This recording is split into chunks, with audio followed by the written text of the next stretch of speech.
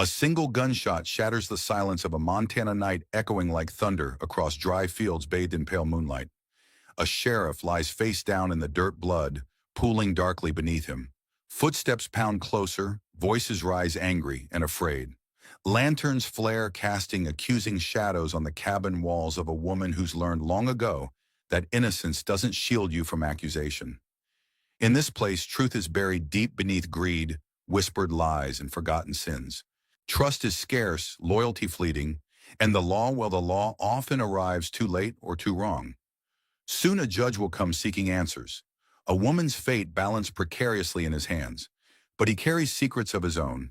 Tonight, Dryfield is holding its breath, waiting for the spark that turns quiet suspicion into fiery vengeance. The line between right and wrong blurs beneath smoke and dust, and when it clears, nothing will ever be the same. Dust swirled in restless eddies across the lone stretch of dirt road leading into Dryfield, Montana. The sun, an orange disk, sinking behind the jagged silhouettes of distant mountains, cast elongated shadows on the clapboard houses that lined the main street. Lanterns began to flicker to life in windows, reflecting off a battered sign at the entrance of town that read, Dryfield Pop, 310. A few cows meandered next to the rickety fence of a half-abandoned ranch, while a wiry farmhand in a straw hat looked on with tired eyes. The late summer winds smelled of parched earth and old regrets, an atmosphere that seemed embedded in every plank and beam of Dryfield. If a traveler listened closely, they might hear the echo of a once thriving gold rush, or the tramp of Civil War boots that had passed through, leaving ghosts behind. On the outskirts stood a modest homestead, more a patch of land with a small wooden cabin and a lean-to stable than a fully functional ranch. Grass had dried up in the long summer heat, but patches of green survived where a tiny creek trickled by. This was Charlotte Hudson's home. The place was lonely yet stubbornly upright, mirroring the woman who lived there. Charlotte Hudson was in her early 40s, though hardship had carved deeper lines on her face. She had once been a bounty hunter, had once worn men's boots and carried a rifle in the days after the Civil War, tracking deserters and outlaws for a meager sum. But life had led her here to a quiet attempt at farming, raising a horse or two, and mourning the loss of her husband some years prior. She was no stranger to danger. Even as the sun's last rays faded, she stood outside her cabin, checking the latch on her hen house, her practiced gaze scanning the horizon for any sign of trespassers or trouble. A simple routine done with a methodical calm that spoke to a deeper vigilance. Inside the cabin was austere but neat. A table with two chairs, one corner serving as a kitchen area with a small stove, the other holding a sturdy bed. A chest at the foot of that bed contained clothes, old letters, and memories best left untouched. A rifle rack hung by the door, empty at the moment because Charlotte's well-worn Winchester sat on the table next to a lit kerosene lamp. The day had felt heavier than usual, and she couldn't quite place why. Perhaps it was the news she'd heard in town that the railroad men from Chicago were sniffing around again, looking for new routes and pushing farmers off the valuable land. Perhaps it was the uneasy sense that Sheriff Ferguson, a man who embodied the law for some but menaced others, had been paying her far too much attention lately. She sighed, picked up a small leather-bound diary from the table and thumbed through it. Most pages were blank. She never wrote much, just a note here or there about the weather or the harvest. Turning the pages felt like turning the soil of her memory, unearthing the bones of old ghosts. Outside, a single hoot of an owl broke the silence. The hour was late, and Charlotte had nearly drifted to sleep when she heard the crunch of footsteps on the dirt outside. Her eyes opened, instantly alert. She reached for the Winchester leaning by her bedside. For a moment she stayed perfectly still, listening. A knock came, not polite but urgent. Then a voice Ferguson muffled from outside. Charlotte Hudson, open up. It's me. She tensed. Sheriff John Ferguson was not a man she had ever cared to see at her door, especially in the dead of night. He was known to be forceful, unwavering in his own brand of justice, and rumored to accept bribes from certain wealthy men with interests in local lands. Whether that was true or not, Charlotte had her reasons to distrust him. Charlotte calling out, "Go home, Sheriff. I have nothing to say, Ferguson. It's important. Let me in." A strange note in his voice stopped her from flatly refusing. She got out of bed, still fully dressed in a cotton shirt and trousers. Keeping the Winchester at the ready, she unlatched the door. Ferguson stood there, his broad-shouldered silhouette outlined by moonlight. His hat was pushed back, sweat shining on his brow. His right hand hovered near his sidearm, but it wasn't drawn. He peered at Charlotte with an anxious expression. "Ferguson, I need to talk." Inside. Without a word, Charlotte stepped back, allowing him in, but never lowering the rifle completely. The sheriff took off his hat, his eyes flicking around the small cabin. He looked almost haunted, as if something weighed heavily on him. "Charlotte, you're trespassing." "Ferguson. Look, I'm not here to pick a fight. There's trouble brewing in this town. People think I'm the law, but there are bigger powers pulling the strings." Charlotte's grip on the rifle tightened. She'd heard rumors. Something about a company from Chicago that was all too eager to buy up lands, especially if they had hidden mineral deposits. The homesteaders who resisted had found themselves under suspicious pressures, some bankrupt, some threatened, one or two missing. "Charlotte, why tell me this, Ferguson?" "Because you." He stops, glancing at her with uncertain eyes. "I don't know. Maybe you're the only one who'd believe me. Or at least you're the only one who doesn't have a stake in the railroad's pockets." Charlotte cold. "Let's cut to the chase." The sheriff tried to speak again, but was interrupted by a sudden noise outside, a clatter, like someone stumbling over a barrel. Both he and Charlotte froze. Before either could react, the door burst inward in a spray of splinters. A figure lunged in, brandishing a pistol. Charlotte threw herself sideways, rolling behind the table. Ferguson whipped out his own revolver. The intruder's shot missed wide, embedding in the cabin wall. Ferguson returned fire in the cramped space. Muzzle flash, illuminating the attacker's face for an instant, a face neither Charlotte nor Ferguson immediately recognized. The attacker wore a black bandana and had sunken, desperate eyes. Charlotte raised her Winchester. But before she could pull the trigger, the intruder turned tail and ran, knocking over a chair in the process. Ferguson's second shot whizzed past, splintering the doorframe. A tense silence lingered. Charlotte's heart hammered as she straightened up, the rifle barrel still pointed at the shattered entrance. "Ferguson? Damn it, who the hell was that?" "Charlotte, you're the sheriff. You tell me." He exhaled, stepping carefully over the broken wood. Outside, the darkness swallowed the assailant's escape route. Ferguson holstered his gun, his expression a mix of frustration and alarm. "Ferguson, we'll talk tomorrow. This isn't safe. Lock your door." He stepped outside. Charlotte waited, watching him vanish into the moonlit yard, and listened for the sounds of his horse. Nothing, just the rustle of the wind. Unease pulled in her stomach. She had a suspicion that from this night forward, her life in Dryfield would never be simple again.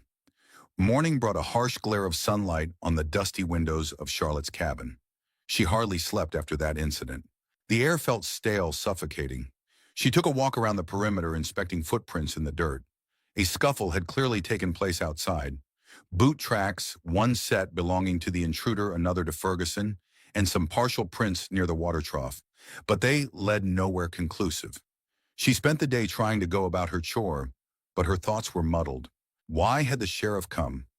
Who wanted him dead, and by extension, might want her dead? Eventually, as dusk approached for the second time, Charlotte saddled her mare Dolly, a sturdy brown horse, intending to ride into town for supplies, and maybe glean more from the rumor mill. But fate intervened. Just as she stepped off the porch, a gunshot cracked through the air. The sound echoed, bouncing off the silent hills. Instinct kicked in. She dropped to a crouch behind Dolly, scanning the dusty yard.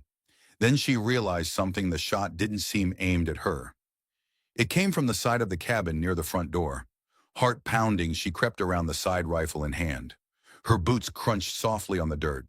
Another shot rang out, closer this time, and a short cry. Rounding the corner, she froze. Sheriff Ferguson lay face down on the ground near her porch steps, blood pooling around him. Charlotte's own revolver, an old .45 she kept holstered inside for emergencies, lay in the dirt a few feet from his hand. She stood there, stunned, as if time had slowed. The sun dipped lower, painting the scene in deepening shadows. Then the frantic voices reached her ears. Neighbors, townsfolk who'd been passing by on the trail. A woman's scream pierced the hush. Someone called out, voice shouting, "The sheriff's been shot over here!" Feet pounded on the earth as a half-dozen townspeople converged, forming a circle around the body. In the confusion, Charlotte found herself pushed backward by rough hands. Man number one, that's Ferguson's blood, and that's your gun. Man number two, she killed the sheriff. She tried to speak, but words failed. The tumult of accusing voices drowned her. Someone snatched the rifle from her grip. Another pinned her arms behind her back. She barely resisted, too shocked by the sight of the sheriff's glassy eyes staring unseeing into the dusty ground. Charlotte, I didn't shoot him. I just found man number one. Shut your mouth, murderer. Within minutes, a lynch-minded crowd gathered. Shouts of hang her went up. Fear sparked in Charlotte's chest. She looked at the bloodied corpse, at her own revolver lying there, evidently used in the crime. It didn't make sense. Why would Ferguson come here armed with her gun, and who had fired that shot? The crowd was on the brink of vigilante justice. Reverend Briggs, a wiry man in a threadbare black coat, tried in vain to calm them. Briggs, everyone please stop this madness. We must trust in the law. Going to number two. The law's lying dead at her feet, Reverend. Woman's voice just like her husband. I heard she's cursed. Amid the heated accusations, the deputy sheriff Phineas Jenkins arrived with a few men brandishing rifles.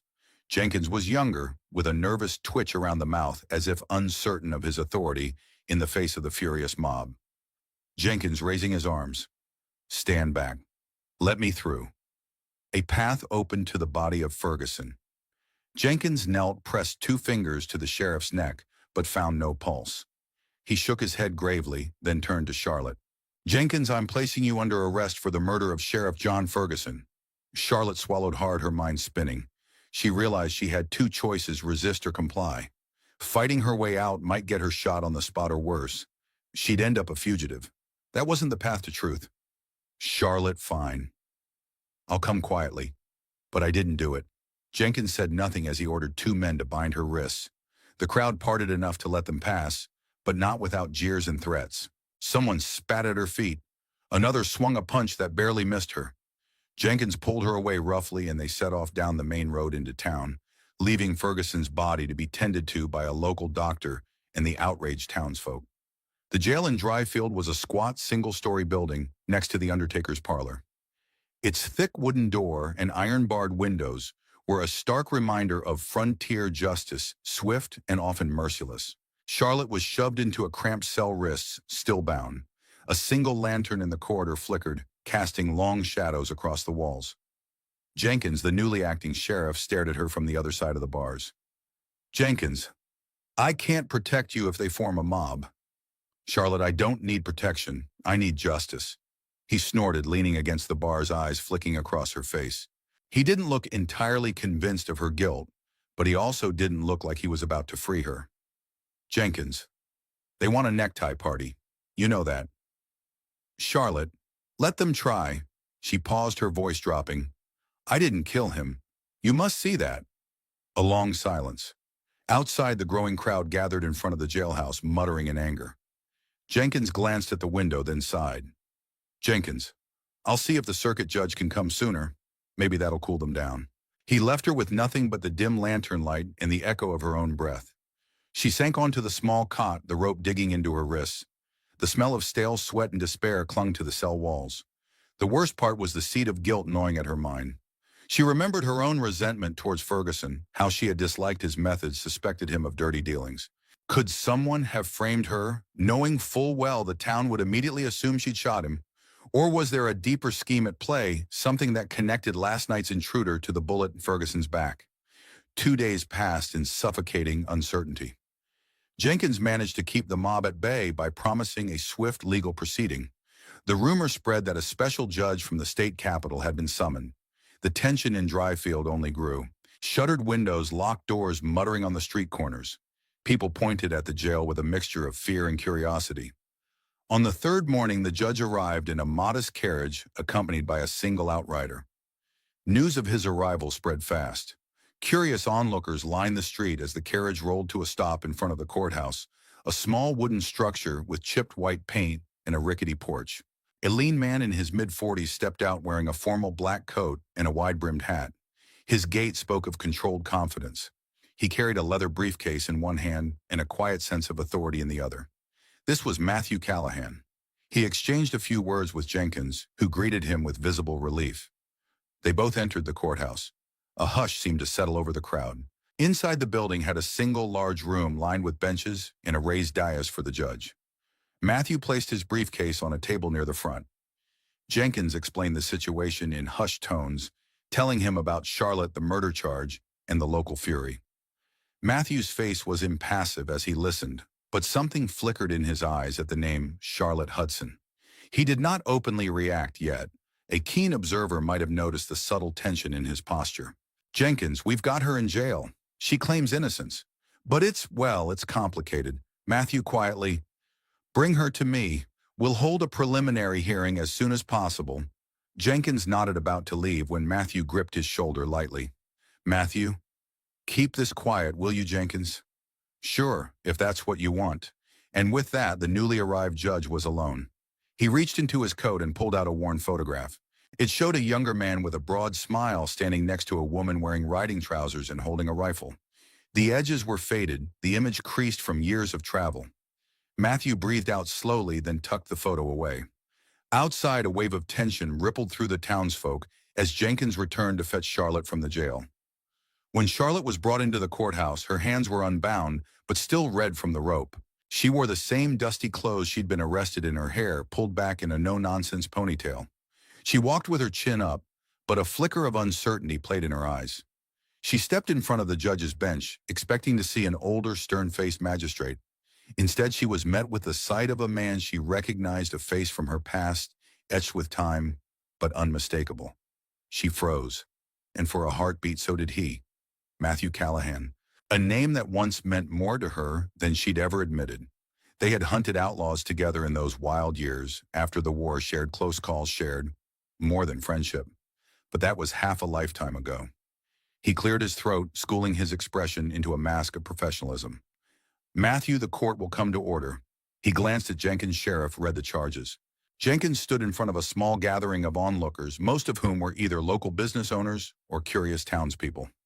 A hush fell. Jenkins, Charlotte Hudson is charged with the murder of Sheriff John Ferguson. Circumstantial evidence places her revolver as the weapon that fired the fatal shot. Witnesses found her at the scene with the victim, who died on her property. Charlotte felt the weight of every gaze upon her. She tried to steady her breathing. Matthew Menz. Hudson, how do you plead?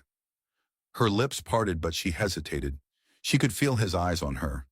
Memories came flooding back, the time they had confronted a band of thieves near the Rio Grande, the hush of the desert night. She shook off the recollections, focusing on the grim present. Charlotte firmly, not guilty, Your Honor. Matthew nodded once. He turned to the onlookers. Matthew, there will be a formal trial. I'll hear testimony, examine evidence, and deliver a ruling according to the law of Montana Territory. A low murmur rose in the small crowd. Some nodded grudgingly. Others muttered about swift justice. Jenkins exhaled in relief, perhaps hoping this official proceeding would stave off a lynching. But Charlotte's heart pounded with a complex mix of emotions. The man who would decide her fate was someone she once trusted with her life, and possibly her heart. Matthew, Sheriff Jenkins, see that Ms. Hudson remains in custody. We'll begin taking witness statements tomorrow at 9 o'clock. He banged the gavel lightly. The hearing was adjourned as quickly as it had begun, leaving Charlotte feeling like she'd stepped into a dream-turned-nightmare. That evening, as the sun dipped beneath the rooftops, Charlotte was escorted back to her cell. The moment Jenkins locked the door, Matthew Callahan entered the jailhouse. Jenkins gave them a nod, indicating they could speak, but also aware of the boundary of impropriety. He stepped into the corridor, letting them have a moment alone. Matthew quietly standing outside the bar's Charlotte. She rose from the cot, meeting his gaze. For a moment, no words passed between them. Then she exhaled shakily. Charlotte, Judge Callahan. It's been a long time. He grimaced at the formality. The lines around his eyes seemed to deepen. Matthew, too long. And I wish it were under different circumstances. Charlotte. So do I. A heavy pause. His eyes flicked to the rope burns on her wrists. Matthew. They treating you all right in here? Charlotte shrugging, as well as can be expected given the charge. She steps closer to the bars. Matthew, I swear I didn't kill Ferguson. Someone's setting me up. He studied her face, searching for any sign of deceit. But the woman he remembered was never one to lie. Finally, he nodded once, a gesture of cautious belief. Matthew 1, I intend to examine every piece of evidence, speak to every witness. If you're innocent, I'll find the truth. Charlotte with a sad smile. That's what I used to admire about you. You always believed in the law and justice. Their gazes locked, the unspoken past bridging the gap. He cleared his throat, stepping back. Matthew, I have to remain impartial. If there's any chance of clearing your name, I'll do my duty as a judge. You have my word. Her eyes glistened, though no tears fell. She nodded, sitting back down. Charlotte, your word was always good enough for me. Outside the cell, Jenkins cleared his throat softly, reminding them of his presence. Matthew, I'll be going now. Get some rest. He left the echo of his footsteps lingering in the hallway. Charlotte sank deeper into her thoughts. She was grateful that Matthew believed she might be innocent, but she knew that belief alone wouldn't save her in a town thirsty for revenge. Late that night, Charlotte's dreams were troubled. She tossed on the thin cot, haunted by memories from 15 years ago.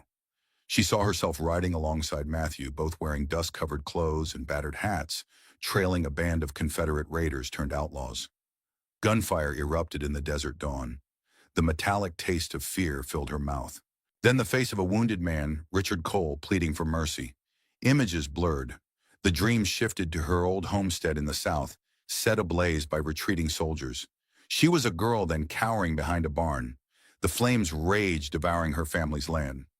Charlotte woke with a start, her forehead damp with sweat. She sat up in the darkness of the cell. The war was long over, but its echoes were never silent. They reverberated in the present, shaping who she was, and perhaps who Matthew had become. She wondered if those old days would come back to twist her fate now, especially since she had once let her guard down around a man she thought was an ally, only for him to betray her father's trust. That betrayal had set her on the path of bounty hunting, where she crossed paths with Matthew. A single candle flickered in the jail corridor. Jenkins was nowhere to be seen, likely dozing in a back room. Charlotte wrapped her arms around herself, realizing there were too many secrets swirling beneath the surface of Dryfield. She feared that Sheriff Ferguson's death was only one strand in a much larger web. Morning dawned cold and gray, the sky heavy with unfallen rain. The townspeople crowded into the courthouse, eager for the spectacle. Some wore expressions of grim satisfaction, others genuine curiosity. Whispers filled the air as Charlotte was led to a defendant's chair in front of the judge's bench. Matthew Callahan presided with calm authority, a white linen shirt under his black coat, hair neatly combed. Jenkins stood to one side, looking nervous.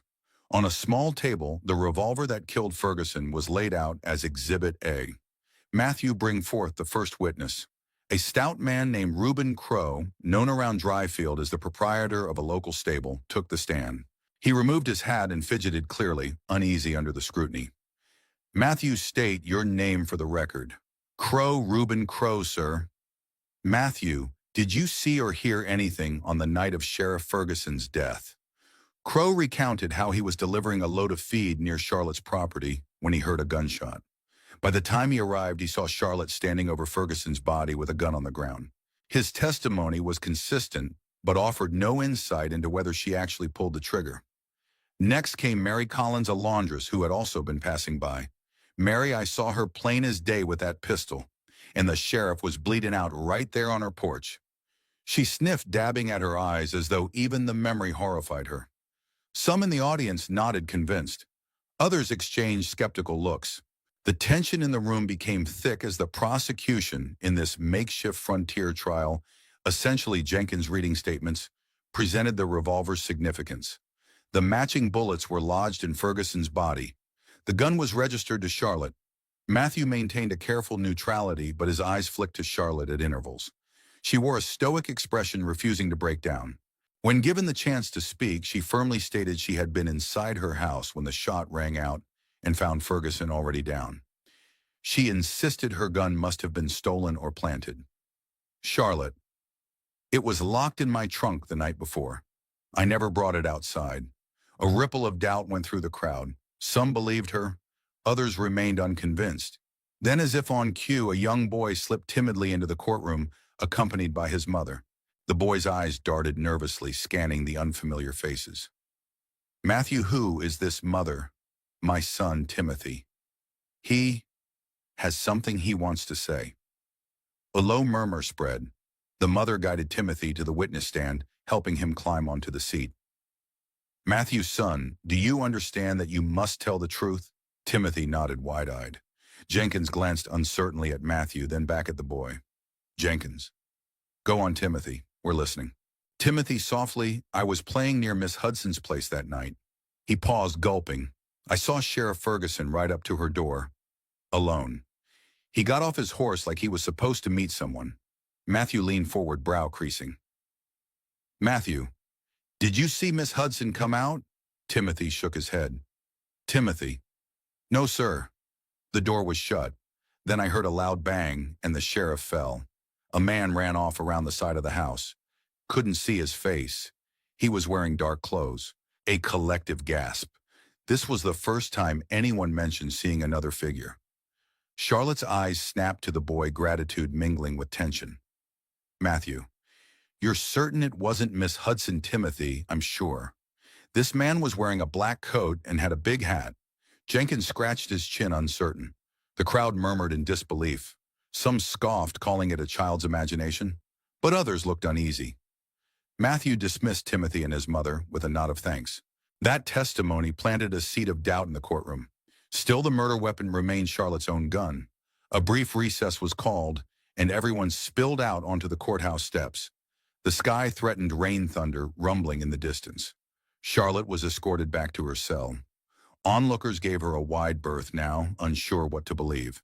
Matthew took that opportunity to step outside and glance at the swirling crowd. He heard snatches of conversation, man in the crowd. She's a witch, I tell you. Survived the war and hunts men for money. Another. Or maybe the sheriff was in some shady dealings. Heard he took bribes. Woman? That boy's story can't be right. She's guilty as sin. The judge walked on, ignoring the stares. Instead of returning to the courthouse, he headed across the street to Ferguson's office, accompanied by Jenkins. Matthew, I'd like to see the late sheriff's records. Jenkins fumbled with a ring of keys, leading the way into a back room. The place was a clutter of ledgers, wanted posters, and scrawled notes pinned to a board. An entire drawer was labeled Land Disputes. Another was marked Chicago Railway Co. Matthew sifted through the documents, quickly recognizing land transfer forms, some with suspicious signatures. Jenkins hovered anxiously. Jenkins, I never touched these. Ferguson said it was official business. Kept it locked. Matthew looks like he was involved in more than just law enforcement. He tucked a few documents into a leather folder. A small black journal, battered and dog-eared, caught his eye. Its cover was embossed with the initials J.F. John Ferguson. He slipped it into his coat pocket. As the afternoon wore on, the trial resumed. More witnesses reiterated the same basic facts. Charlotte had motive. She disliked Ferguson, who'd been sniffing around her land, and her gun was used in the murder. The only counterpoint remained Timothy's testimony of an unidentified figure. By the day's end, tensions were so high that Matthew declared a temporary adjournment. They would continue the next day, giving him time to review the newly discovered evidence. This postponement angered the more bloodthirsty townsfolk, but no one dared contest the judge's authority outright. Charlotte was led back to her cell. In the corridor, Matthew paused, gazing at her through the bars. Matthew, Charlotte. I've uncovered some documents. They may point to a larger conspiracy involving land grabs by the railway. Charlotte. That's what Ferguson tried to tell me. He said bigger forces were at play, but he never got the chance to explain. Matthew nodded, troubled. Matthew, let's hope this leads us to the truth. Lowering his voice. And let's hope we can find the real killer before this town decides to hang you anyway. She gave him a faint, grateful nod.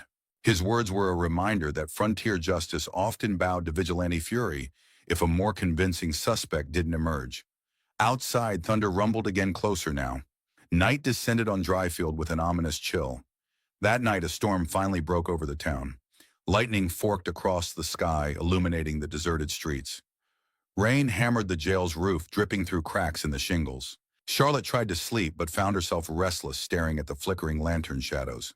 Suddenly, the wooden door to the jailhouse creaked open. Jenkins rushed in, drenched, face pale. Charlotte, what's wrong? He hesitated, glancing around like a man afraid of being overheard. Jenkins, I found something. A note in Ferguson's desk that he stashed in a false bottom. Rain dripped from the brim of his hat onto the floor. He pulled out a crumpled piece of paper, pressing it through the bars to Charlotte.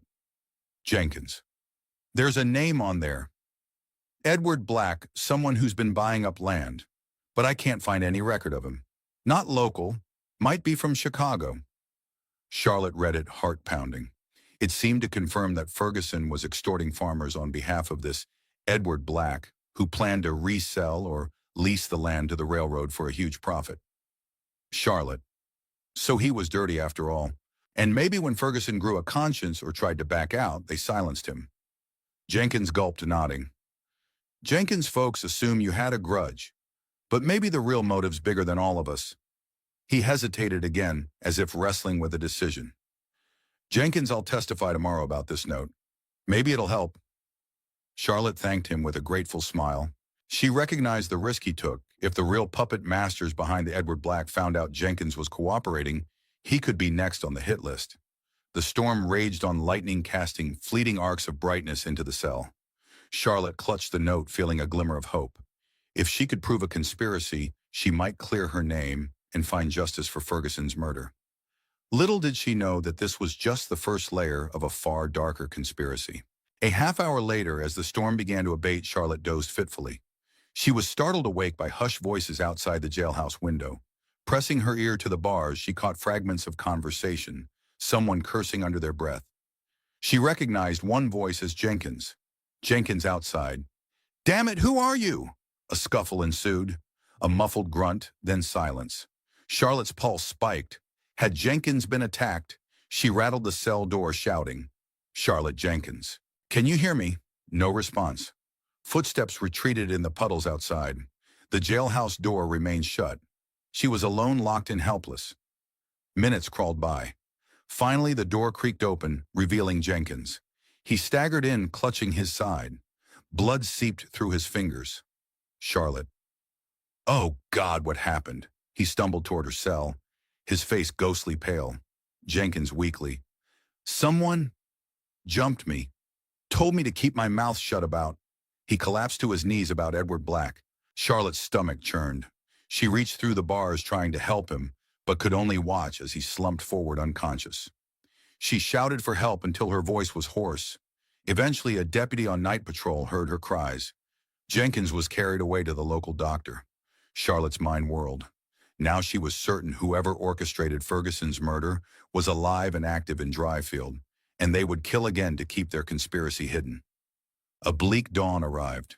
Jenkins lay in critical condition, fighting for his life. The townsfolk awakened to news of more violence. Some whispered that Charlotte was cursing anyone who dared cross her. Others suspected bigger trouble was brewing. Matthew sat in his makeshift office, sifting through Ferguson's Black journal, reading cryptic entries that referred to Black's orders, land deals, and railway expansions. The final pages hinted at second thoughts about continuing the scheme. The last line read, "I have to warn Charlotte she might be next if she doesn't sell." Charlotte, locked in her cell, stared through the bars with burning resolve. She might be pinned as a murderer, but she would not go down without a fight. Far from being broken, the injustice only steeled her will. She knew the next step would be to prove Ferguson's real killer was still out there, and unravel the shadowy figure known as Edward Black. Little did anyone know the real puppet master was a face both Charlotte and Matthew had encountered in the blood-soaked past, and that face was about to resurface with a vengeance. With Dryfield on edge, a judge struggling between professional duty and personal history, and a widow determined to clear her name, the stage was set. The trial had begun, but the stakes were far higher than a single woman's freedom. Interim Part 1. The morning sky was a leaden gray, threatening more rain. Dryfield's main street was unusually quiet, as if everyone huddled behind locked doors. The events of the last few days, a murdered sheriff attempted assault on the acting. Sheriff had frayed nerves to a breaking point. Judge Matthew Callahan stared out from the small window of his rented room above the local saloon. He could see the steps of the courthouse across the street. A few townspeople passed by, heads low as if avoiding unwanted attention. On the table behind him lay scattered documents, Ferguson's Black journal, Jenkins' note implicating Edward Black, and a tattered letter referencing land deeds. He rubbed his temples, exhausted but driven. The trial continued today, and he wanted to bring forth any new evidence. But with Jenkins wounded and half the town clamoring for a quick conviction, it felt like justice was slipping away. He sighed, straightened his coat, and left for the jailhouse, determined to speak with Charlotte. Inside her cell, Charlotte paced restlessly. Her eyes were bloodshot from lack of sleep. She paused upon seeing Matthew enter. "Charlotte, any news on Jenkins?" Matthew shook his head grimly. "Matthew? The doctor says he's alive but still unconscious. Stab wound to the abdomen. If he pulls through, it'll be a miracle." Charlotte's jaw tightened. She knew that Jenkins's testimony about Edward Black might have been crucial in her defense. Now with him incapacitated, the timeline for exposing the real killer grew murky. "Charlotte, so we're left with hearsay and suspicion." "Matthew, not entirely." He tapped a folder under his arm. "I've got Ferguson's journal. It suggests a network of corruption tied to land deeds. If I can verify the signatures, it might prove someone else had motive to kill him." Charlotte gripped the bar's voice, low but intense. "Charlotte, we can't just wait for the truth to come walking in. Whoever stabbed Jenkins will come after you next if they suspect you're onto them." A flicker of recognition passed between them. This felt like old times, the two of them cornered by an unseen enemy. But the difference was that Matthew was now a judge, obligated to operate within the strict confines of the law, whereas Charlotte was the accused. "Matthew, I'll be careful. Meanwhile, we'll proceed with the trial. I'll allow you to speak in your own defense. And if you have any leads, anything you recall about the night of the murder or the people involved, share it." She nodded, determined. Then a curious expression crossed her face. "Charlotte, you've changed since we last rode together, but I see that same fire in your eyes." She paused. "I trust you, Matthew." For a moment he said nothing. Then, "Matthew, and I trust you enough to keep digging. If we work together quietly, we might find the truth before it's too late." After leaving the jailhouse, Matthew walked back toward the courthouse. He felt the weight of stares from a few rough-looking men hanging around the boardwalk. One spat in the mud as he passed a silent show of disrespect. Another gave a slow, mocking grin. Tension crackled in the air. Matthew knew that among these onlookers could be spies or hired thugs working for the unknown Edward Black. Dryfield was turning into a tinderbox of suspicion, and one spark could set the entire town aflame. As he neared the courthouse, a tall man in a bowler hat approached, offering a polite smile. "Man, Judge Callahan, Matthew." "Yes, can I help you?" "Man, my name is George Hargrave, sir. I represent the Montana Business Council. We're here to see if this matter can be resolved swiftly." He spoke with a slick politeness that put Matthew on edge. The so-called Montana Business Council was rumored to be in league with out-of-state railroad interests. "Hargrave, we want to avoid any disruptions to the peaceful commerce of Dryfield. Rumors of corruption or murder can drive away investors. I hope you understand." Matthew fixed him with a level stare. "Matthew, I only care about delivering a fair trial. Everything else is secondary." Hargrave smiled thinly, tipping his hat. Hargrave, "Of course. Good day, Judge." With that, he disappeared around the corner, leaving Matthew unsettled. The man's aura of polished threats was clear: proceed carefully or face potential backlash from powerful interests. The courtroom filled once more, though the crowd was more subdued than the first day. Even so, Charlotte could feel the hostility radiating from certain individuals. A hush fell as Matthew entered and took his seat at the judge's bench. "Matthew, court is now in session. Ms. Hudson, please take the stand." Charlotte stood shackled at the wrists and walked to the chair. The bailiff removed the shackles so she could sit properly. "Matthew, Ms. Hudson, you may offer your testimony regarding Sheriff Ferguson's death." She cleared her throat, glancing around at the suspicious faces. Then she spoke in a firm voice, explaining how Ferguson had appeared at her house days earlier, hinting that he was in over his head with some powerful men. She described the break-in, the shots fired, and how she believed Ferguson was trying to warn her of a threat when he was murdered. "Charlotte, someone else was there that night. Someone who tried to kill us both. That's who murdered Ferguson. Not me."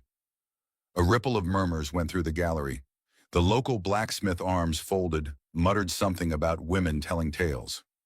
Matthew held up a hand for silence. Matthew Miz. Hudson, can you identify this intruder? She shook her head regretfully. Charlotte. It was dark and it happened fast. He wore a mask or a bandana. Matthew understood. Turning to the court, I remind everyone that young Timothy's testimony also suggests a second figure, wearing dark clothing, was on the property at the time of the murder. A few grudging nods. Others scoffed. Matthew continued moving through Ferguson's journal notes. He read selected excerpts aloud, describing references to forced land sales bribes and an ominous name, Edward Black. But without Jenkins to corroborate or explain the new note, the evidence felt incomplete. Matthew, the court must consider the possibility that Sheriff Ferguson was killed by individuals seeking to silence him regarding these illicit dealings. Some in the crowd stirred, but an older rancher stood up, jabbing a finger in the air. Rancher Ferguson or not, that's her gun. How'd the killer get it unless she handed it over? A burst of agreement followed. Even Charlotte felt the logic pressing in on her. She had no concrete answer, only suspicion that her revolver was stolen or planted. During a midday recess, Charlotte was allowed a brief respite under guard near the courthouse steps. As she lingered, feeling the sun's heat on her face, an old rancher approached. He wore dusty overalls and leaned on a cane. Rancher, quietly, Miss Hudson. I believe you're being framed. Startled, Charlotte looked up. Charlotte, do I know you? Rancher name's Horace Green. Had a ranch a ways west of here until the railroad folks bought me out. Heard you refused to sell your land. Ferguson and them suits from Chicago tried every trick, but you wouldn't budge. Charlotte frowned.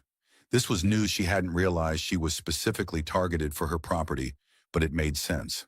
She recalled vague offers and letters urging her to consider profitable opportunities. Horace, you got water on your land, right? A small silver deposit rumored in the hills. She nodded slowly. Horace nodding. They want that. It's not just about a railroad track they think there's silver veins running through. Saw 'em do the same to me. When I refused to sign, they threatened my wife. I had no choice. Charlotte's stomach churned at the thought that Ferguson's murder was about more than just hush money. It was about resources, wealth, and power. Horace, if you do get out of this, watch your back. There's a lot of folks on their payroll, men who don't mind killing. The old man hobbled away, leaving Charlotte with a sense of grim determination. She had to expose this land scam or she'd never walk free. Meanwhile, Matthew visited the local bank, a plain, single-room structure made of brick. Inside, a balding banker named Mr. Whitaker greeted him with forced courtesy. Matthew, I'd like to see the records of recent land sales, particularly anything involving Charlotte Hudson's property. Whitaker's eyes darted nervously. Whitaker, Judge, those records are private transactions. I'm not sure if I can release them without a signed order. Matthew produced a small document bearing the territorial judge's seal. Matthew, this is the order. Reluctantly, Whitaker led him to a back office and opened a ledger. Paging through, Matthew saw dozens of transactions, some legitimate, others suspicious. Buried within was a deed transfer for Charlotte Hudson's land, complete with what purported to be her signature. Matthew's blood ran cold. He knew Charlotte's handwriting from their shared past, and the scrawl on the deed did not match. Matthew? This signature looks forged. Whitaker swallowed hard, beads of sweat forming on his brow. Whitaker, I just record what's brought to me. The buyer's name is Edward Black, that name again. Matthew closed the ledger, fighting the urge to confront Whitaker more aggressively. The banker was likely just another pawn. Matthew, I'll be taking a copy of this transaction. He stepped out into the afternoon sun, realizing the scope of the conspiracy had grown. Charlotte's land was already sold on paper. That meant the real conspirators had a strong motive for removing both her and Ferguson from the picture. On his way back to the courthouse, Matthew heard quick footsteps behind him. He turned to see a tall figure wearing a black duster and a wide-brimmed hat. The figure's hand rested casually on a holstered revolver. Stranger Judge Callahan, you're stepping into deep waters. Matthew didn't flinch. Matthew, who are you? The man tipped his hat, revealing sharp features and a disarming smile. Stranger, just a messenger. Mr. Black wants you to know that meddling further won't be tolerated. Matthew's eyes narrowed. Matthew, you're threatening a territorial judge. The man's grin widened like a predator baring teeth. Stranger, call it a warning. Some folks around here value their privacy. Before Matthew could respond, the man turned and disappeared around a corner, leaving behind an uneasy emptiness. For a moment, Matthew considered drawing his own revolver, but the man was gone. All that remained was the realization that Mr. Black was operating with men who openly threatened a judge. This was no small-time racket. They had power, influence, and apparently an army of willing henchmen. That night, Charlotte tried to rest in her cell. She lay on the cot listening to the muted noises from the street. Saloons were closing, rowdy cowhands staggering home. All seemed momentarily calm. Then a faint scraping sound drew her attention. She shot upright, peering into the dim corridor. Two shapes darkened the doorway. One raised a lantern, revealing a pair of rough-looking men wearing bandanas over their faces. Charlotte, who the hell, they didn't answer. The bigger one fiddled with the cell lock, producing a ring of keys stolen from somewhere. The smaller one brandished a knife, pointing it at Charlotte through the bars. "Man number one, you're going to have a little accident, Ms. Hudson. Resist and we'll make it quick." Charlotte's heart pounded. She scrambled for anything she could use as a weapon, but her cell was bare except for the cot and the chamber pot. The man managed to unlock the cell, stepping in cautiously. Charlotte backed up, pressing herself against the iron bars. She needed a plan now. As the knife-wielding intruder lunged, she kicked the cot forward, catching his shin. He cursed, staggering. The second man rushed in, trying to grab her arms. She twisted sideways, using the minimal space to her advantage. A brief scuffle ensued. Charlotte seized the moment, slamming her shoulder into the second man's midsection. They collided with the cell's bars. The knife glinted in the lantern light, slashing the air dangerously close to her face. Charlotte hissing, "You picked the wrong woman to corner." Summoning her old reflexes from bounty hunting days, she stomped on the smaller man's foot, elbowed him in the jaw, and wrestled the knife away. A slash across the bigger man's forearm elicited a howl of pain. Blood splattered the cell floor. "Man number two, she cut me. Man number one, get out of here before someone hears." They stumbled back, retreating into the corridor. Charlotte lunged to lock the cell door from the inside. She managed to slam it shut just as the men scrambled away, cursing. Breathless, she clutched the stolen knife. Her arms trembled from the adrenaline. Outside footsteps sounded in the street, someone alerted by the noise. The two attackers must have fled through a side window because by the time the deputy arrived, there was no sign of them. The deputy, a timid man named Carl Merton, gaped at the blood droplets on the cell floor. Charlotte recounted the attempted attack. Merton was clearly spooked. "Merton, my God, they tried to kill you in your cell." Charlotte nodded, wiping sweat from her brow. "Charlotte, they almost succeeded." "Who's on duty to guard me at night, Merton?" Sheepish, Jenkins was the night watch, but now he's in the doc's care. I was alone tonight. I must have dozed off." Charlotte clenched her jaw. This was exactly how the conspirators operated strike when no one was prepared, leaving little evidence. She handed Merton the knife, hoping he might recognize it or find some clue. "Charlotte, make sure the judge hears about this. Tell him they were probably hired by Edward Black." Merton nodded, though he looked uncertain. After he left, Charlotte sank onto the cot, exhaustion washing over her. But her mind wouldn't rest. If they were bold enough to attack her inside a jail cell, they might soon target Matthew or anyone else who pried too deep. Come daylight, Matthew was back at his makeshift office, scanning line after line of Ferguson's ledger. Large sums of money, unexplained deposits, cryptic references to EB. He cross-referenced it with the bank copies. Patterns emerged, farmers forced out by either intimidation or cunning legal maneuvers, all traced back to Edward Black. But Edward Black himself was nowhere to be found. No local had seen him. Some said he was a Chicago businessman. Others claimed he was simply an alias. The more Matthew discovered, the more it felt like chasing a ghost. While he was poring over these documents, a young messenger boy knocked at the door. "Boy telegram for Judge Callahan." Matthew opened it. The message read, "Urgent. Matthew Callahan. Possible lead on Edward Black. Stop. Richard Cole. Sighting near Dryfield. Stop. Still alive? Stop. From contact in Helena." Matthew felt his pulse spike. Richard Cole. A name he hadn't heard in 15 years. A name entwined with Charlotte's past and his own. They had tracked him once back in the post-war chaos. He was an outlaw wanted for robbery and murder, but Charlotte had spared his life. They captured him and turned him over to authorities. Rumor was he escaped not long afterward. Could Richard Cole be Edward Black? The possibility made Matthew's stomach twist. If so, this wasn't just about land or money. It could be about revenge against Charlotte and Matthew both. That afternoon, Matthew visited Charlotte in her cell once again. "Matthew, are you hurt, Charlotte?" "I'm fine. Didn't expect to see you so soon." He told her about the attackers who tried to kill her in the night. She nodded grimly. "Charlotte, they won't stop until I'm dead, or the truth is buried for good."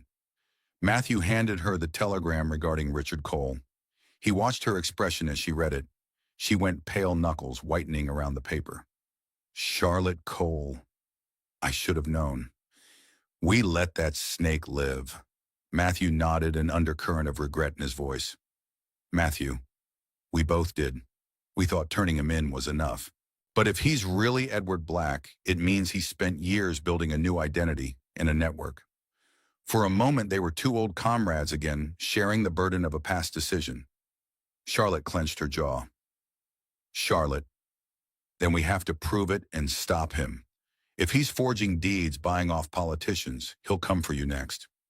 Matthew exhaled, eyes searching hers. "Matthew, I'll do whatever it takes. But we need evidence, a confession, a paper trail, or a reliable witness." Charlotte considered the slim leads they had. Richard Cole's face was unknown to most in Dryfield. He could be anyone. She stood gripping the cell bars with quiet determination. "Charlotte, let me help. I know how Cole thinks. If you release me, I can track him." Matthew hesitated, torn between his duty as a judge and his trust in her. Finally, he shook his head slowly. "Matthew, you're still on trial for murder. I can't just let you loose without cause." She frowned but said nothing. Deep down, she understood. "Matthew, but I'll keep digging. And if we get enough evidence to cast serious doubt on your guilt, I can push for bail or even drop the charges." "Charlotte, time's running out, Matthew." Her voice was laced with urgency. He nodded, a grim set to his features. "Matthew, I know." The trial sessions continued with more witnesses called. A few homesteaders spoke about the suspicious nature of the railroad men, but none could definitively link them to Ferguson's murder. The prosecution hammered repeatedly on the fact that Charlotte's revolver was the murder weapon. Though some doubt had been introduced, the general sentiment leaned heavily toward Charlotte's guilt. People were frightened, and it was easier to condemn a single woman than face the possibility of a vast conspiracy. Matthew announced that closing arguments would be held soon pending any final evidence. Tension spiked. The murmurs in the saloon and on the boardwalk grew louder. Some insisted Charlotte should be hanged at dawn. Others called for more time. Meanwhile, Jenkins remained unconscious at the doctor's clinic, his condition grim. The only man who could offer definitive testimony about Edward Black's involvement hovered between life and death. Late one afternoon, as Matthew combed through Ferguson's office for any missed clues, he noticed a faint seam in the wall behind a filing cabinet. Upon closer inspection, he found a hidden compartment. Inside lay a small stack of envelopes, letters from an unknown sender to Ferguson referencing payoffs, intimidation tactics, and instructions on how to funnel land deeds to Black. The last letter read, "Time is short.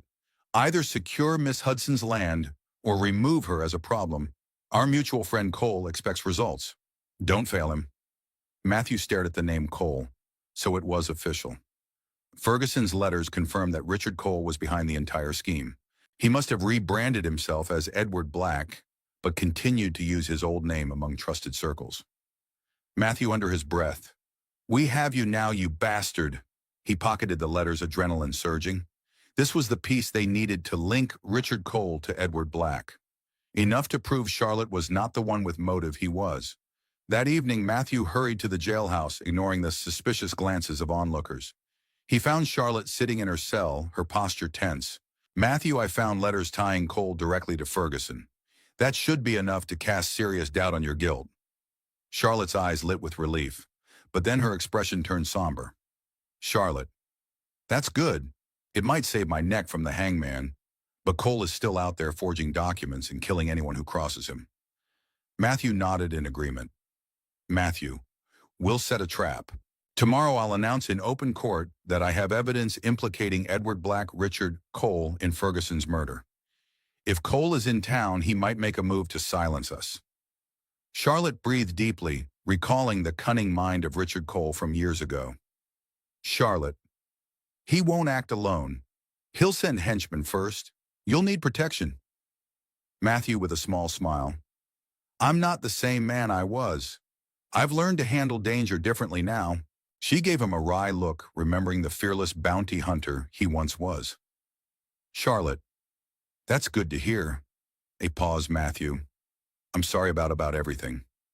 We parted ways abruptly back then. A flicker of old hurt passed over his features, replaced by a gentle sadness.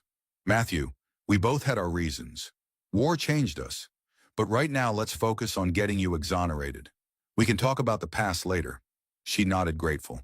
Word spread that the trial would reach its climax the next morning. Locals filled the saloon trading bets on whether Charlotte would swing or walk free. Some men sharpened their knives anticipating a riot. Others quietly packed valuables, preparing to leave if violence erupted. Late that night, a lone figure rode into Dryfield under the cover of darkness. He was tall, wore a clean black suit and a neat goatee. Richard Cole, though the name he gave at the hotel was Edward Black. He checked into the best room, tipping the clerk handsomely to remain discreet. From the window of his room, he surveyed the silent street. Somewhere in this town was the woman who once turned him and the judge who had helped. He had come to bury them both under the weight of his new empire. The courthouse was packed.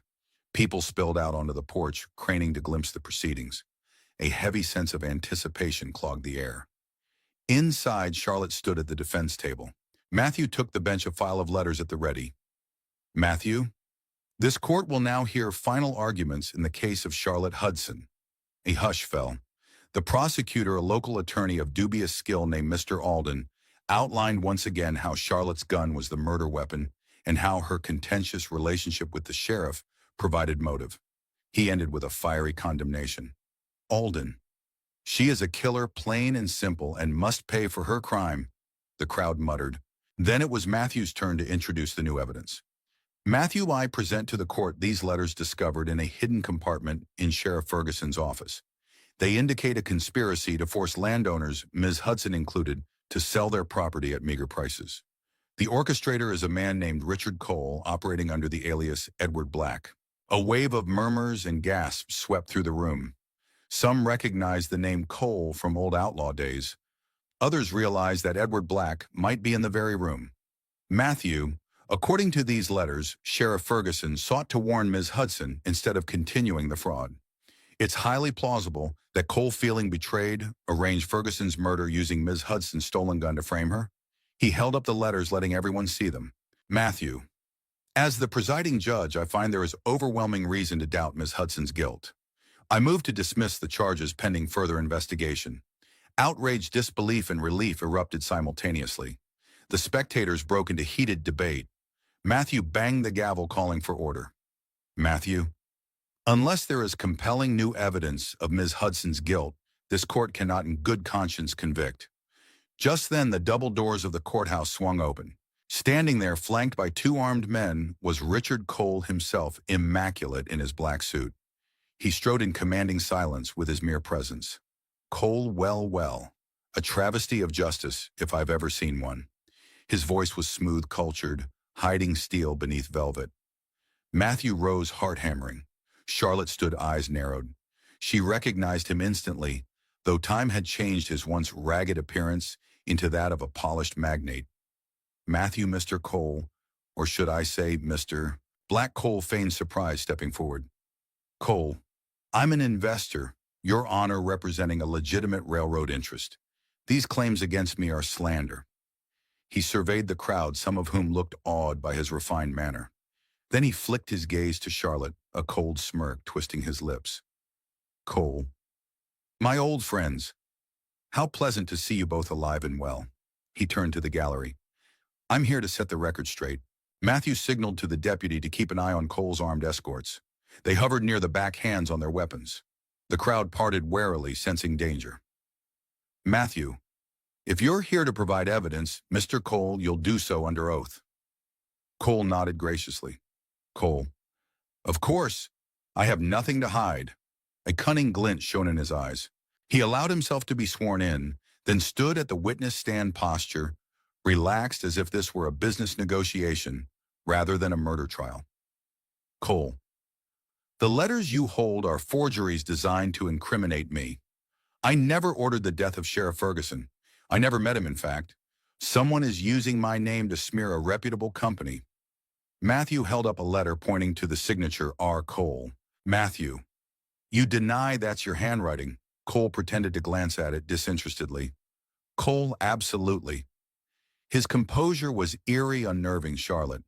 She remembered him as a cunning manipulator who could talk his way out of nearly anything. The courtroom murmured. A handful of townspeople who despised outsiders began to grumble. Others, enthralled by Cole's confidence, nodded, swayed by his charisma. Suddenly, a door at the side of the courthouse banged open. Sheriff Jenkins, pale bandaged and supported by two men, staggered in. Gasps rippled through the crowd. He looked half dead but determined. Jenkins' hoarse judge. I have testimony about Cole. Cole's eyes widened, a flash of anger breaking his cool facade. Cole Jenkins, you should be resting. Jenkins ignored him, leaning on a crutch as he approached the stand. Jenkins, that man offered me money to falsify records. When I refused, he had his thugs stab me. He held up the bloodstained note he'd found in Ferguson's desk, referencing Edward Black, and the instructions to kill or silence Charlotte. A hush fell. Cole's men exchanged nervous glances. Even the cynics in the audience could sense the noose tightening around Cole. Cole realized the walls were closing in. With a sneer, he reached inside his jacket. Matthew was the first to shout. Matthew, he's armed. But it was too late. Cole drew a small revolver, pointing it directly at Jenkins. Panic erupted. Men dove for cover. Women screamed. Cole's henchmen flanked him, guns drawn, forcing the deputy and others to back away. Matthew grabbed for the rifle near his bench, but Cole aimed at him next. Cole, that's enough, Judge. I've had just about enough of your meddling. Charlotte, free from her shackles but still wearing them, loosely seized her chance. She lunged forward, knocking the revolver in Cole's hand upward just as it fired. A shot rang out, ricocheting off the ceiling. Chaos consumed the courthouse. The crowd stampeded for the exits. Jenkins collapsed, clutching his wound. Charlotte wrestled with Cole, grappling for control of the gun. Meanwhile, Cole's thugs exchanged shots with the deputy and any armed townsman who dared fire back. Smoke filled the air. Shouts and screams reverberated. One of Cole's men took a bullet to the shoulder, spinning into a wooden bench. Another aimed at Charlotte, but she ducked behind the judge's desk. Matthew fired his rifle, forcing the thug to dive for cover. Cole, pinned by Charlotte's agile maneuvers, managed to elbow her in the ribs. She gasped, staggering back. He raised his revolver to finish her. Suddenly, a staggering figure lurched from the edge of the chaos, Sheriff Ferguson. Gas rang out. People had thought he was dead. He was alive, though, barely his chest bandaged. He'd been hidden away, likely found by an old deputy after he was shot. In the confusion of the day, the official story was that he died. Apparently, he had survived and stayed hidden to gather more proof. Ferguson rasping Cole. He coughed, blood flecking his lips. I know you shot me. Cole froze, eyes wide. This was impossible. He'd been sure Ferguson was dead. Ferguson, adrenaline surging, grabbed a stray pistol off the floor and fired a single round. It struck Cole in the arm, knocking him backward. The crowd looked on in astonishment. Cole's final henchman tried to return fire, but the deputy and a townsperson gunned him down. Ferguson then collapsed to his knees, the effort having cost him. Charlotte rushed to him, hooking an arm under his shoulder. Matthew kept his rifle trained on Cole, who lay injured but still alive. Amid the smoke and chaos, men hurried to secure Cole's gun and drag him to a corner. Others helped the injured. Ferguson's eyes fluttered, the last of his strength fading. He looked at Charlotte with regret. Ferguson hoarse. I'm sorry for everything. Charlotte's eyes glistened. Charlotte, rest now. You did the right thing in the end. Ferguson nodded weakly, exhaling a final breath. This time there would be no question of survival. He died a broken man, but one who had attempted in the last moments to redeem himself. Cole clutched his bleeding arm, glaring at Charlotte and Matthew with venom. Cole, you think this changes anything? I own half the politicians in Montana. They'll never convict me. Matthew locked eyes with him, fury tempered by resolve. Matthew, you're going to pay for every crime, starting with murder. Charlotte picked up Cole's dropped revolver, holding it with a steady hand. A hush descended, everyone's attention riveted. She had every reason to pull the trigger he had framed. Her tried to kill her nearly destroyed her life.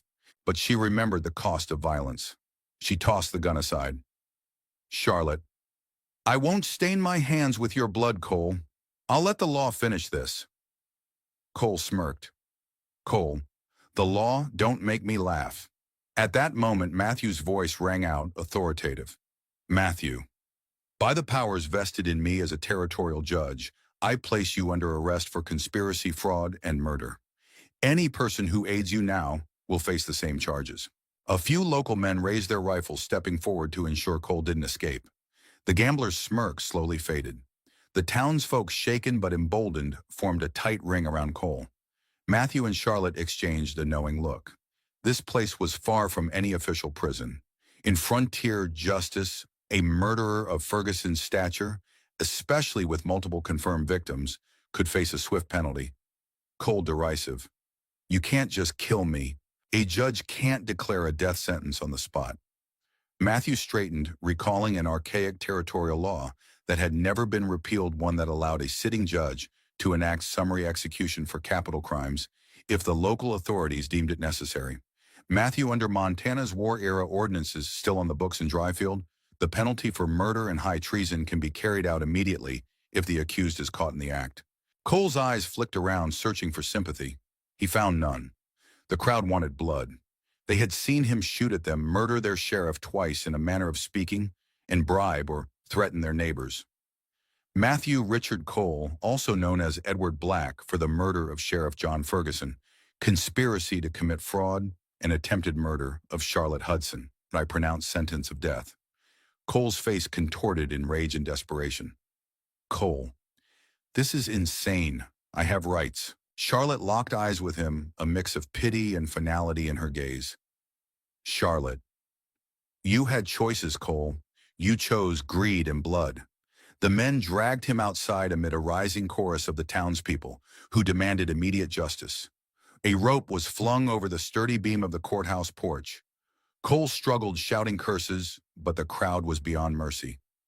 Matthew and Charlotte stood at the courthouse door, both solemn as the noose was placed around Cole's neck. With a single swift action, the deed was done. The body swung lifelessly, the crowd watching in grim silence. Exhaustion crashed over Dryfield like a wave. The courtyard was littered with splintered wood, broken glass, and a few bodies of Cole's fallen thugs. A hush followed the violence, as if the town drew a collective breath after purging its darkest threat. Charlotte, freed of her shackles, stood on the courthouse steps. She felt a strange numbness. After all that had happened, her false accusation near lynching, the big reveal of Cole, it was over. She was free. But the cost had been high. Ferguson's final redemption in death. Jenkins gravely wounded, an entire town traumatized. Matthew, you're a free woman now, Charlotte. The official record will show you were exonerated. She turned to him, a grateful yet sorrowful smile on her lips. Charlotte, thank you, Matthew. You risked everything for justice. He met her eyes, recalling the bond they once shared. The unspoken question hovered, what happens now? In the days that followed, the people of Dryfield slowly returned to their routines. Jenkins survived, though he would carry scars and a limp for the rest of his days. The railroad men, who were not part of Cole's scheme, distanced themselves, trying to do legitimate business. Charlotte visited Ferguson's modest grave on the edge of town, placing a small bundle of wildflowers there. Despite their troubled history, she paid respect to his final act of heroism. Matthew began packing his documents, preparing to return to the state capital. On his last evening in Dryfield, he strolled the perimeter of Charlotte's homestead.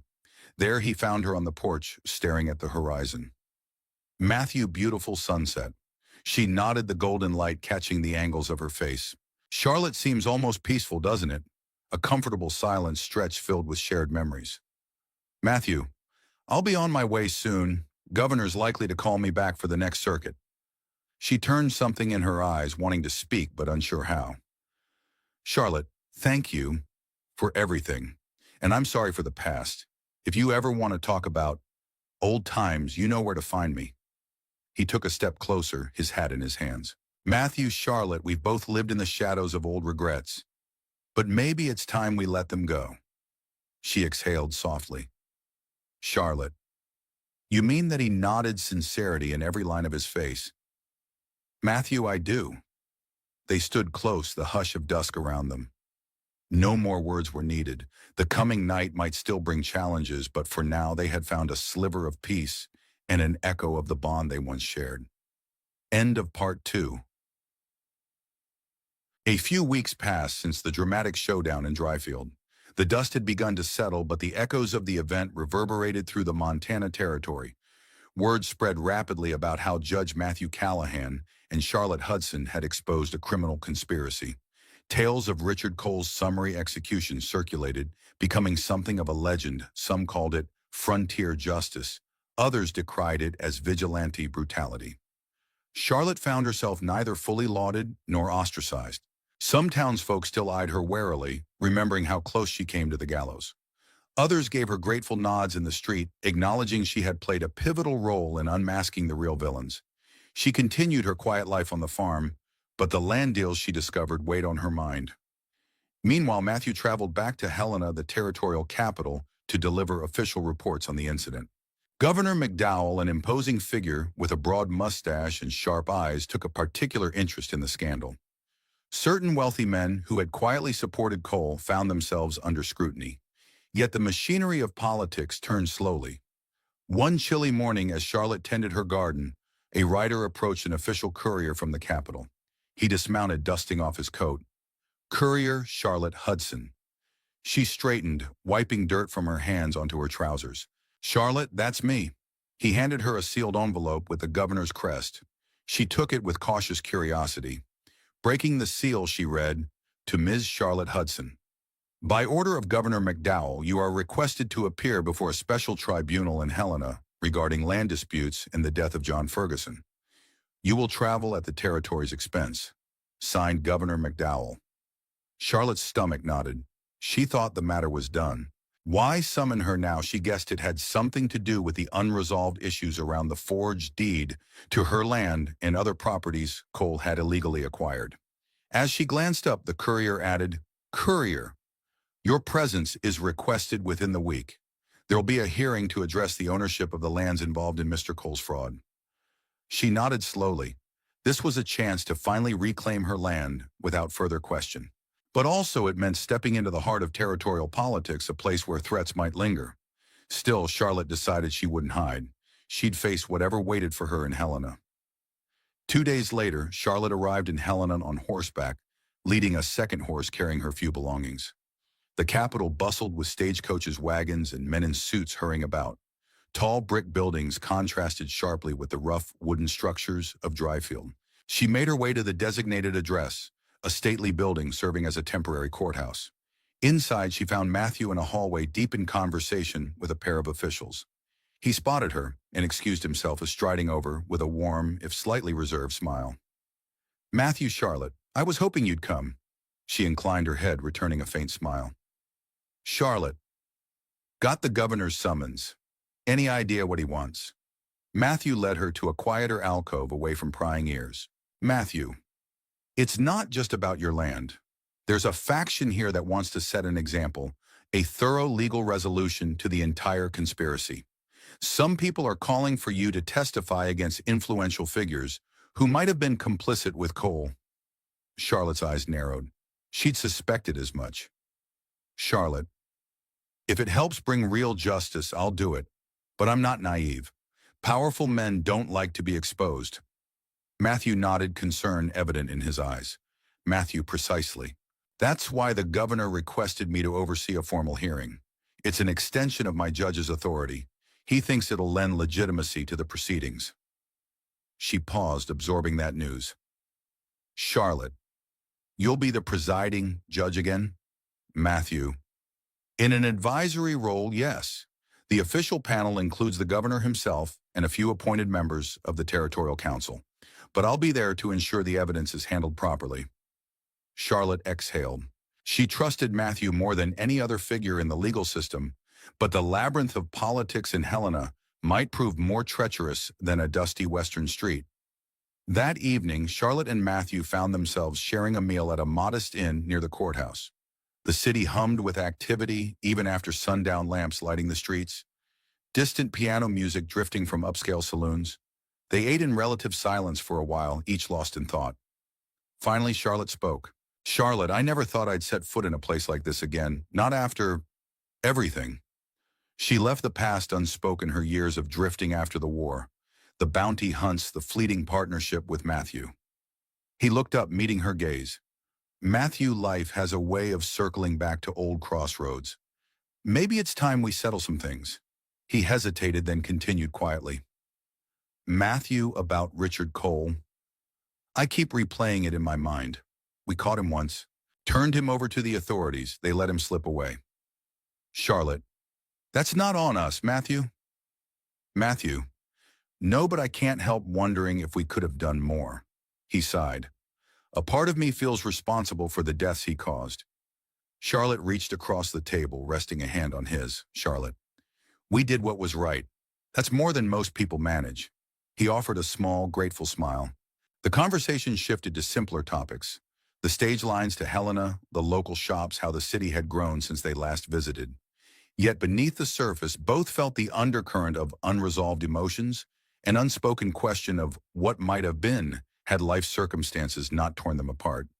But with the hearing looming, there was no time to explore that path now. 3 days later, the special tribunal assembled in the grand hall of Helena's official government building.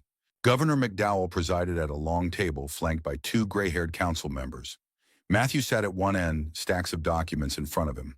A small audience gathered, mostly lawyers, clerks, and representatives of landowners affected by the Cole conspiracy.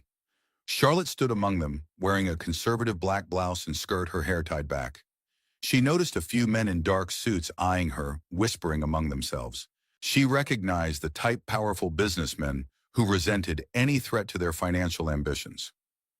Governor McDowell, we are here to address multiple claims of fraudulent land transfers orchestrated by the late Edward Black, otherwise known as Richard Cole.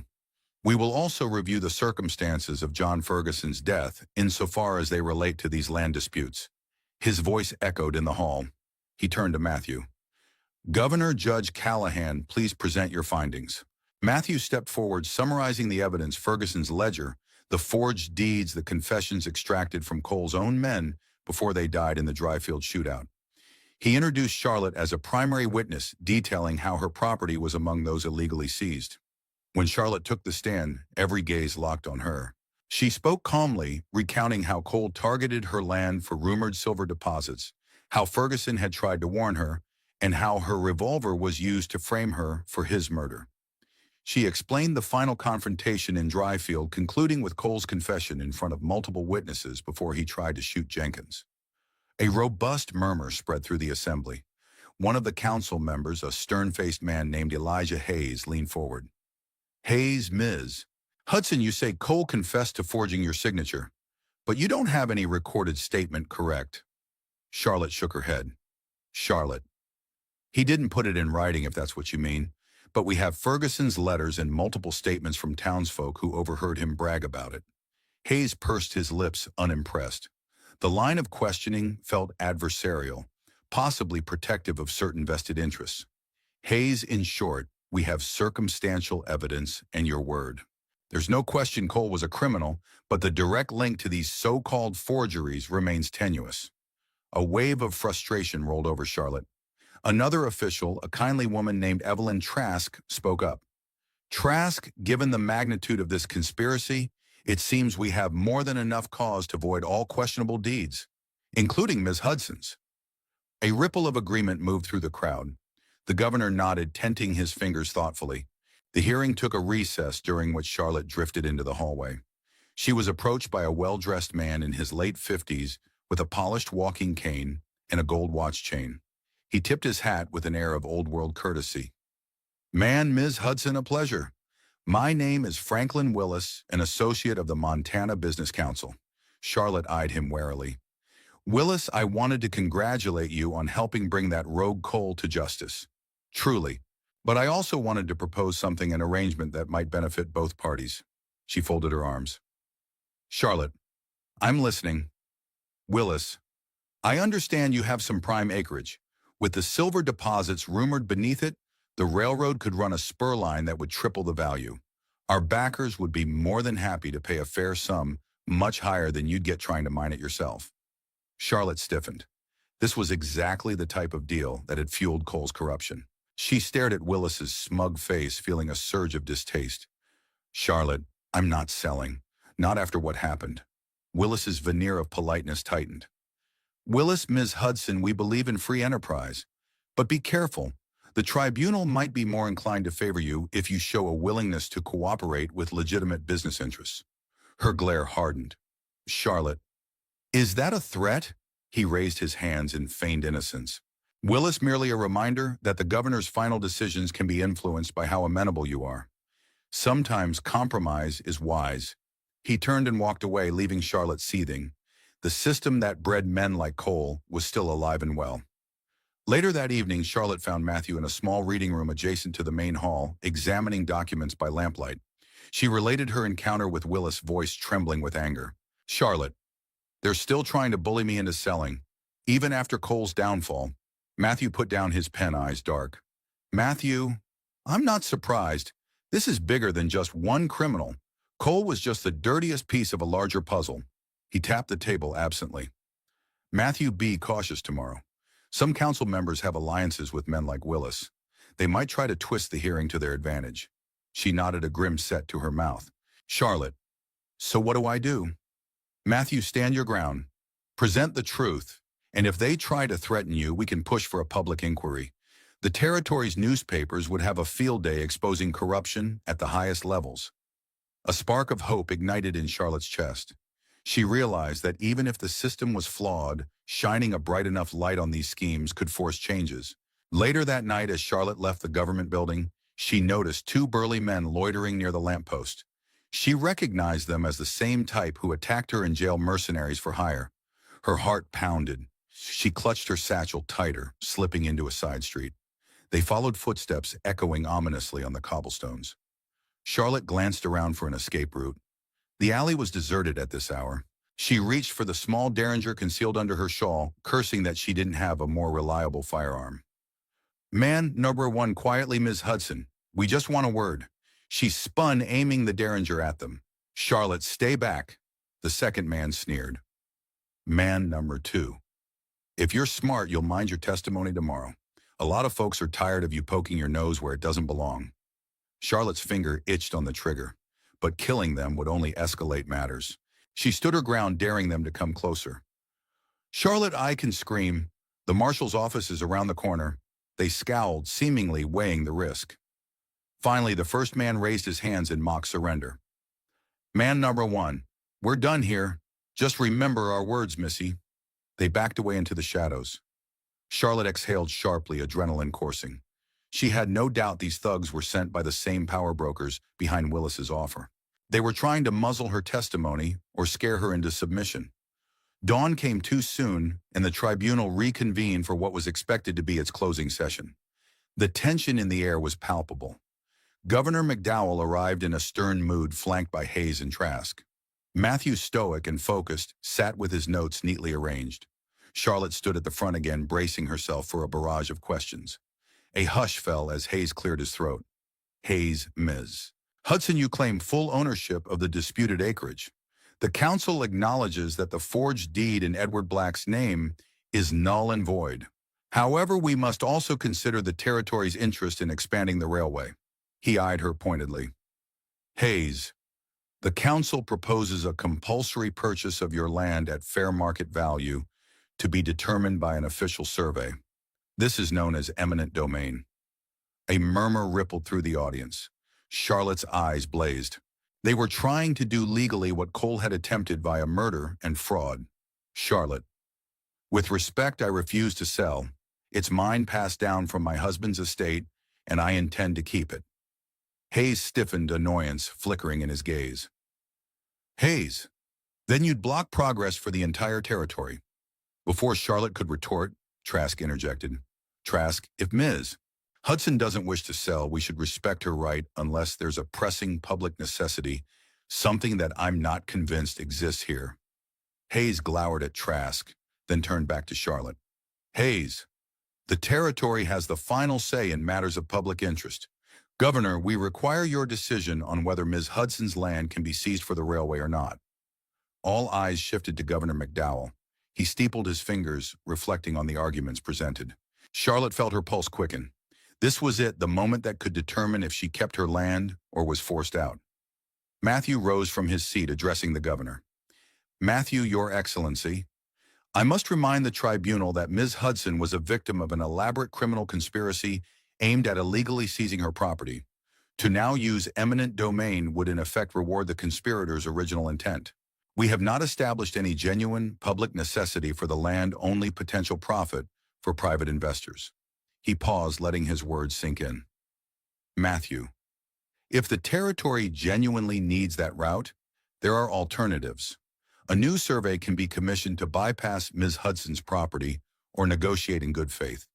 Forcing her after she's just proven she was framed for murder would be an affront to justice. A subdued applause arose from a handful of onlookers, though many remained stone-faced. Hayes's expression darkened, but the governor looked thoughtful. Governor McDowell, Judge Callahan makes a compelling point. Ms. Hudson, if you remain adamant, the territory will not forcibly remove you without further evidence of overriding necessity. Relief coursed through Charlotte, but she sensed it wasn't over yet. Hayes cleared his throat dramatically, rising from his seat. Hayes, Governor, there's still the matter of Ms. Hudson's alleged involvement in vigilantism, the summary execution of Richard Cole. Some might argue it was justice, others might call it murder. Gasps fluttered. Charlotte's fists clenched. She had not pulled the lever on that noose, but she was present when Cole was hanged. Hayes was clearly desperate to undermine her credibility and paint her in a negative light. Matthew stepped in again. Matthew, the decision to hang Cole was a collective one made by the citizens of Dryfield under war-era ordinances. Ms. Hudson did not carry out that sentence personally, nor did she incite the crowd. Hayes sneered. Hayes, so we let a mob decide who lives and dies. What does that say about Ms. Hudson's respect for the law? The tension spiked. Charlotte opened her mouth to defend herself, but the governor raised a hand. Governor McDowell, enough. This hearing is not a trial for Ms. Hudson regarding Cole's death. That matter falls under the local jurisdiction of Dryfield, which has already declared it a lawful execution under their antiquated statutes. Hayes sat down, looking thwarted. Charlotte silently thanked the governor's sense of fairness. Still, she was shaken. The threat to twist events against her was clearly present. At length, Governor McDowell leaned forward, speaking in a measured tone. Governor McDowell, based on the evidence presented, the council formally voids all land deeds associated with Edward Black. Richard Cole, Ms. Hudson retains her rightful ownership. Furthermore, any future attempt at eminent domain must follow proper procedures, including a public hearing and demonstration of absolute necessity. A wave of chatter rippled through the hall. Charlotte's shoulders sagged in relief. She had won the right to keep her land. Governor McDowell, as for the broader corruption, I will appoint a special investigative committee to examine the involvement of certain business interests. If wrongdoing is found, charges will follow. He glanced at Hayes, whose face was a thundercloud of resentment. Then he nodded to Matthew. Governor McDowell, Judge Callahan, thank you for your thorough work. Matthew inclined his head. With that, the hearing was adjourned. People drifted out in clusters, some shooting Charlotte hateful looks, others offering whispered congratulations. Outside the main chamber, Charlotte found herself cornered by Willis once more. He wore a thin smile that didn't reach his eyes. Willis, congratulations, Miss Hudson. You got what you wanted. She stepped around him without responding, but he followed. Willis' low voice. Don't think this is over. Political winds change. We'll be back for that land eventually. Charlotte stopped, turning to face him. She spoke quietly, yet each word was firm. Charlotte, if you or your men ever threaten me again, I'll make sure every newspaper from here to St. Louis hears about your tactics. And next time, it won't be just one Richard Cole swinging from a rope. Her glare was ice cold. Willis's smirk faltered. He muttered under his breath and strode off. Matthew approached, having witnessed the exchange from a short distance. Matthew, you handled that well. She sighed, tension coiled in her muscles. Charlotte, I'm sick of bullies. I won't be their victim anymore. He nodded, admiration evident. That evening, with the hearing concluded, Charlotte found a moment of respite in a small park near the government building. Lanterns illuminated walking paths lined with manicured shrubs, an odd contrast to the rugged frontiers she was used to. She settled on a bench, exhaustion crashing over her. The last month had been a whirlwind: her arrest, the trial, the near lynching, the shootout, the trek to Helena, and the face-off with politicians. She closed her eyes, letting the cool breeze wash over her. Footsteps approached, and Matthew sat beside her. "Matthew thought I might find you here." She offered a tired smile, opening her eyes. Charlotte couldn't stand the noise of the saloons tonight, just needed some air. Silence stretched between them, comfortable yet charged. Finally, he spoke softly. "Matthew, you did it, Charlotte. You stood up to all of them, Cole the council. You have your freedom, your land." She nodded slowly. "Charlotte, it feels strange. Like I've been fighting for so long, I don't know how to just live." Matthew's gaze was gentle. "Matthew, maybe it's time you learned. Life doesn't have to be all conflict." She glanced at him, a wry smile curving her lips. "Charlotte, that's rich coming from a man who hunts criminals by day and slays corruption by night." He chuckled softly. "Matthew, guilty. But I'm thinking of stepping away from the circuit. The governor offered me a position here in Helena, some talk of making me an interim territorial governor or a high-ranking official. I haven't decided yet." Charlotte studied his face, seeing the trace of conflict there. "Charlotte, is that what you want?" Matthew exhaled, leaning back on the bench. "Matthew, it's tempting. The ability to reform the system from within, but politics is a nest of vipers." He turned to meet her gaze. "Matthew, what about you? Will you return to Dryfield?" She nodded, a soft conviction in her eyes. "Charlotte, it's my home for better or worse. I don't have illusions about it being perfect, but it's where my memories and my future are. And now maybe I can build something new. Start over truly." Matthew reached for her hand, the warmth of his touch reassuring. "Matthew, I'll visit if you'll have me. Maybe I'll even hang up my judge's robe for a while. Travel, see the land."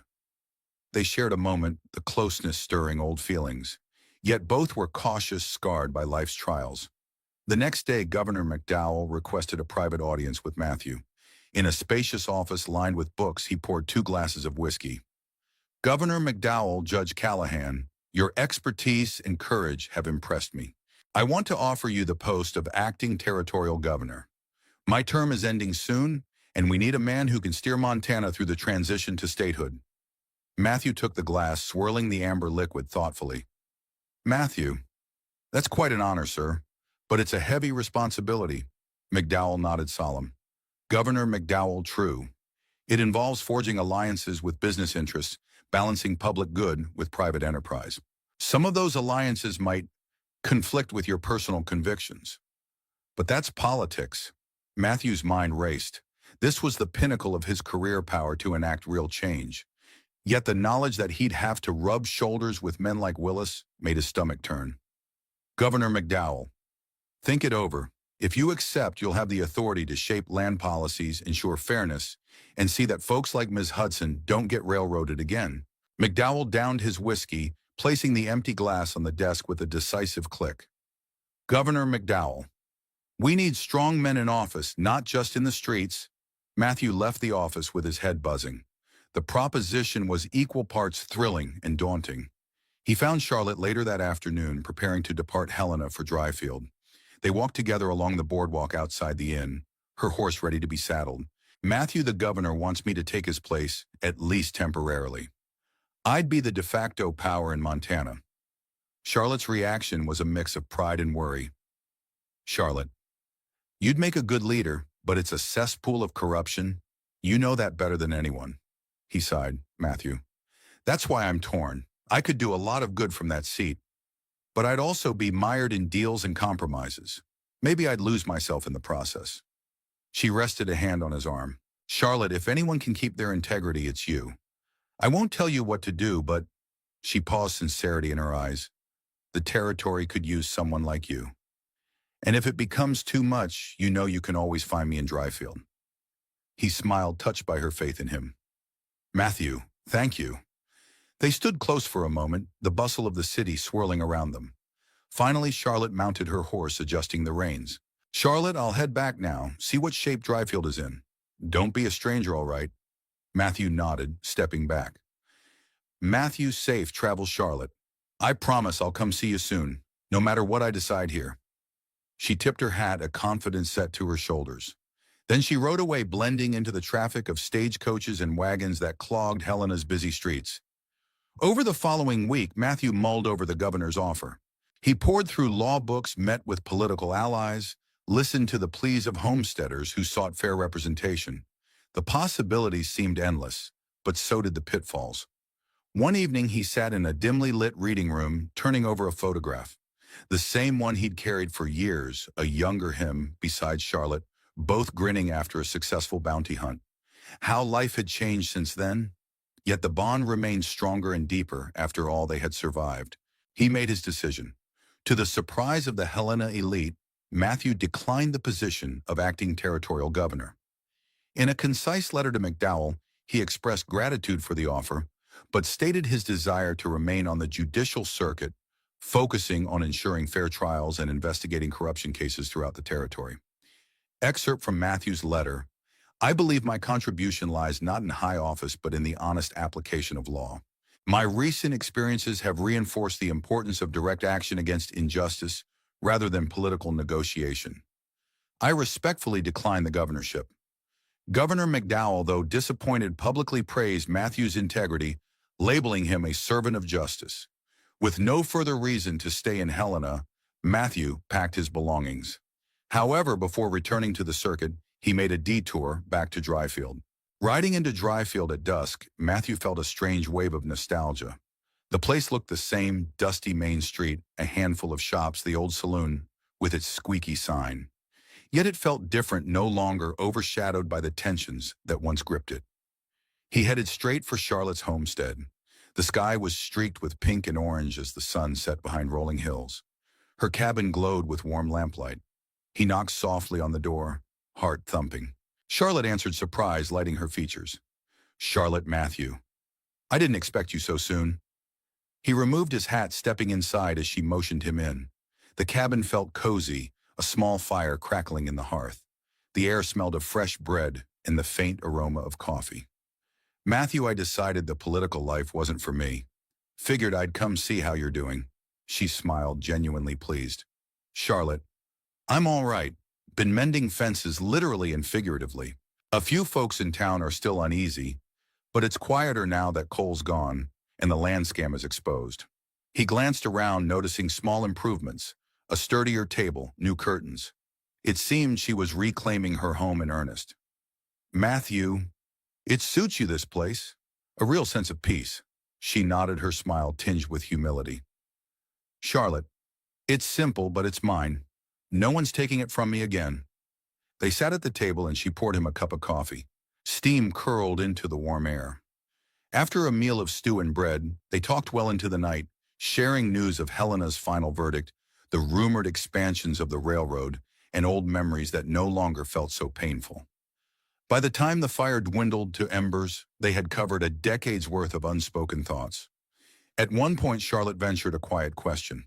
"Charlotte, do you ever think about the road not taken, us?" He looked at her eyes, reflecting the soft glow of the dying fire. "Matthew, I do. Sometimes I wonder if we would have been happier settling down after the war instead of chasing outlaws. But we can't rewrite the past." She reached across the table, her hand finding his. "Charlotte, no, but we can shape the future." He held her gaze, an unspoken understanding passing between them. The moment lingered alive with possibility.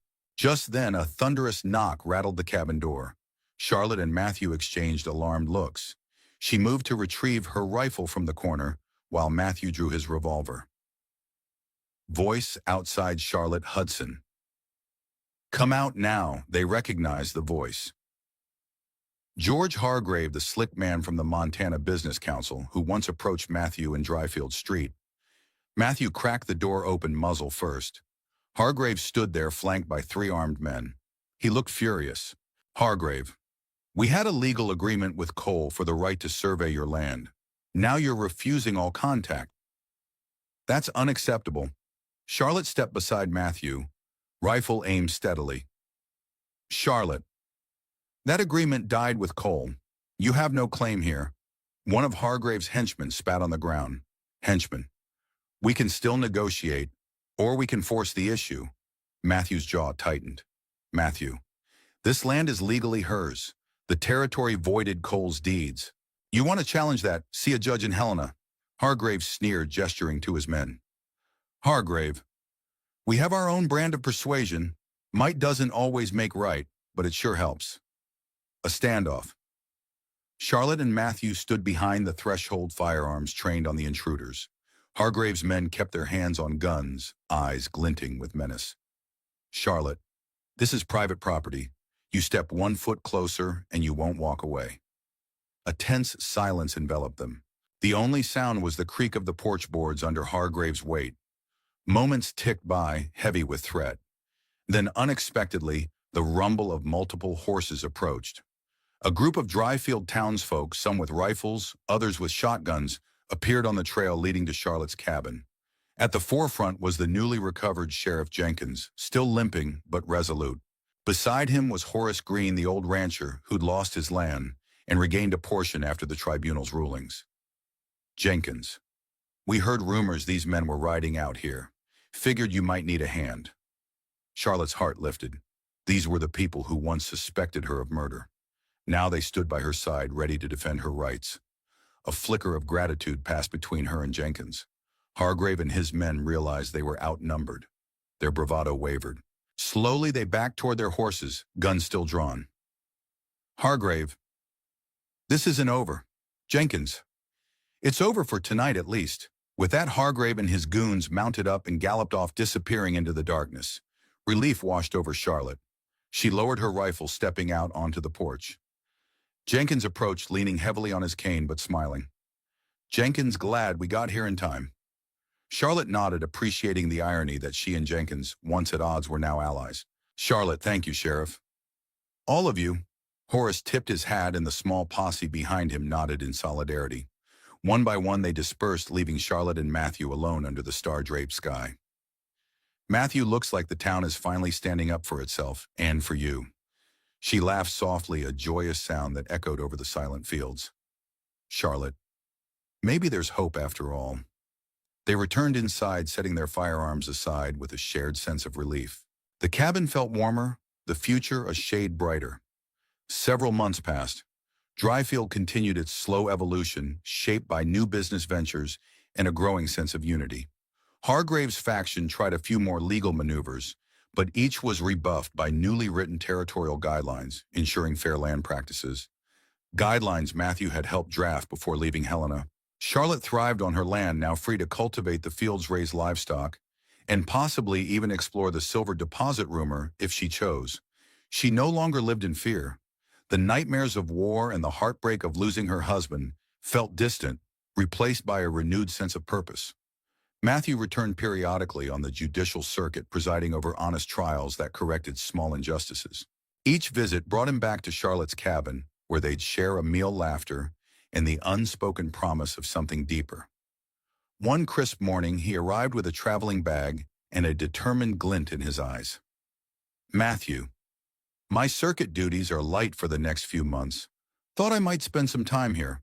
Maybe help repair that old barn. Charlotte's grin was radiant. Charlotte, I'd like that. They set to work side by side, patching rotted wood, painting new planks. Occasionally they paused to catch their breath, hands brushing as they passed nails or hammered boards. Contentment settled between them like a quiet vow. On the horizon, a train whistle echoed faintly, progress, forging ahead, unstoppable.